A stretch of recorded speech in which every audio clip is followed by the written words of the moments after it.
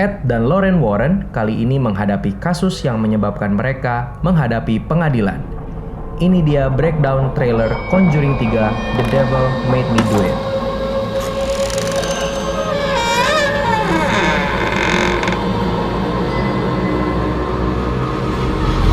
Halo Illers, selamat datang di channel No Spoiler Review. Kami menyajikan film-film terbaik untuk kamu tonton tanpa takut kena spoiler. Dan setiap malam Jumat, saya Horrific akan menemani kalian dengan santapan horor, misteri, crime, dan thriller. Tanpa tunggu lama lagi, franchise Conjuring ke-8 ini akhirnya merilis trailer utama dan akan tayang di tahun 2021. Setelah merilis spin-off seperti Annabelle, The Nun, dan La Llorona, kali ini Conjuring kembali ke plot utama, yaitu kasus supranatural dari Ed dan Lorraine Warren. Trailer diawali dengan munculnya seorang yang berjalan kaki, dan ketika diketemukan oleh polisi, ternyata pemuda ini berlumuran darah. Dia adalah Arn Johnson. Seperti yang kita tahu, Conjuring selalu berdasar pada kisah dan kasus nyata dari Ed dan Lorraine. Di kisah aslinya, pemuda ini bernama Arn Johnson. Pada tahun 1981, terjadilah kasus yang menggemparkan.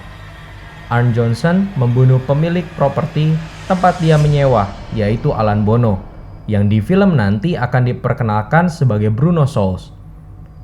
Kasus ini menjadi buah bibir banyak kalangan, karena di persidangan semua saksi, termasuk keluarga dan pendeta, mengakui bahwa Arn Johnson dirasuki setan saat membunuh Bruno. Maka dari itu, Conjuring kali ini berjudul The Devil Made Me Do It. Saya akan bahas secara timeline cerita yang terjadi sambil mengupas trailernya. Pacar dari Arnie, yaitu Debbie Glatzel, memiliki seorang anak yang memiliki masalah dalam perkembangannya. Tidak seperti anak kebanyakan, anak ini agak lambat dalam menyerap sesuatu. Sepertinya keluarga Glatzel sudah mencoba membawa anaknya ke psikiater. Terlihat dari scene David Glatzel yang mencoba berbaring di atas kasur air, semacam metode penyembuhan. Namun, ternyata kasus David bukanlah sekedar masalah mental saja. Bahkan saat sedang berada di kasur air, David mengalami serangan dari sesosok makhluk seperti orang berwajah pucat yang berada di dalam kasur air, merobek kasur, lalu menggenggam tangan David. Walaupun sepertinya ini hanya terjadi di pikiran dari David, ini menunjukkan adanya kekuatan spiritual yang mengganggu David. Singkat cerita, keluarga Glatzel meminta bantuan pada seorang pendeta. Namun karena satu dan lain hal, sepertinya kasus ini dilimpahkan kepada Ed dan Lorraine Warren. Terlihat di scene ketika Ed dan Lorraine mulai mewawancarai keluarga Glatzel. Di trailer lalu ditampilkan scene di mana ada mayat yang ditemukan, beserta barang bukti berupa pisau. Diduga kuat ini adalah Alan Bono atau Bruno Souls, korban yang dibunuh oleh Arnie. Berlanjut ke scene persidangan, terlihat Arnie Johnson didampingi keluarga Glatzel dan Ed juga Lorraine Warren. Sambil berita menyatakan bahwa pembunuhan terjadi di siang bolong. Lalu dilanjut Ed yang berkata bahwa sepertinya sudah saatnya mereka menerima kenyataan adanya iblis. Seperti pada kisah aslinya, persidangan Arn Johnson ini akan menggemparkan banyak pihak, karena banyak pihak yang meyakinkan hakim persidangan bahwa Arn Johnson benar-benar dirasuki oleh roh jahat. Pihak-pihak itu diantaranya adalah Debbie Glatzel sebagai tunangan Arn, yang berkata kepada polisi Ed dan Lorraine, apapun yang terjadi hari itu bukanlah Arn. Begitu juga dengan pendeta yang menangani kasus ini. Berdasarkan wawancara Ed dan Lorraine di suatu acara televisi, ada 6 pendeta yang membenarkan hal ini terjadi dan 3 diantaranya berasal dari Vatikan. And the 2 of them, finally, it grew to having 6 priests involved in it. 6 priests. 3 of them. 3 of them. From the Vatican. 3 of them ordained and schooled in Rome, these men. And they were very frightened. Namun semua kesaksian ini sepertinya akan ditolak pengadilan. Bahkan kepala polisi pun menolak hasil tersebut. Scene pencarian pada malam hari ini sepertinya adalah scene ketika polisi mencari mayat dari Bruno Souls. Namun sepertinya tidak membuahkan hasil. Polisi yang frustasi kemungkinan akhirnya mengikuti cara Ed dan Lorraine Warren. Maka dari itu ada scene ketika Ed, kepala polisi, dan Lorraine berjalan di hutan. Dan hal-hal misterius pun terjadi. Lorraine merasakan sesuatu.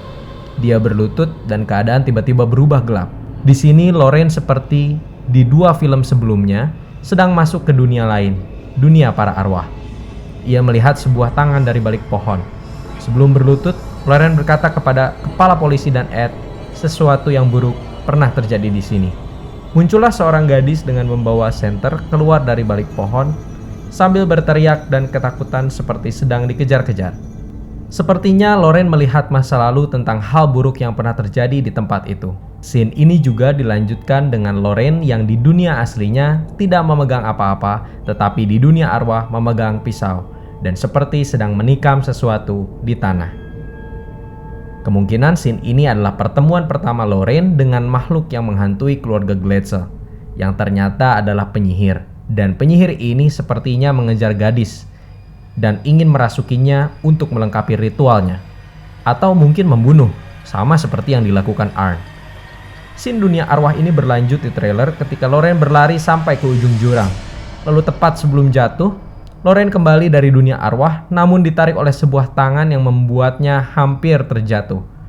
Sepertinya Lorraine akan terjebak lama dan beberapa kali di dalam alam arwah. Terdengar dari suara Ed yang berkata, "Lorraine, kau harus kembali." Scene berpindah ke sebuah tempat yang berisi kandang-kandang hewan dan ada makhluk yang merangkak dari kegelapan. Berdasarkan wawancara Ed dan Lorraine, sebenarnya kasus ini bermula dari keluarga Glatzel yang hendak pindah ke tempat yang baru, namun ada makhluk halus yang menghantui keluarga mereka semenjak kepindahannya. Tempat yang mistis ini kemungkinan berasal dari bawah tanah. Terlihat dari scene ketika Debbie membuka sebuah lorong menuju bawah tanah dan Lorraine masuk ke sana. Investigasi Lorraine yang pertama ke bawah tanah ini menghasilkan petunjuk berupa totem yang merupakan tanda kutukan dari penyihir.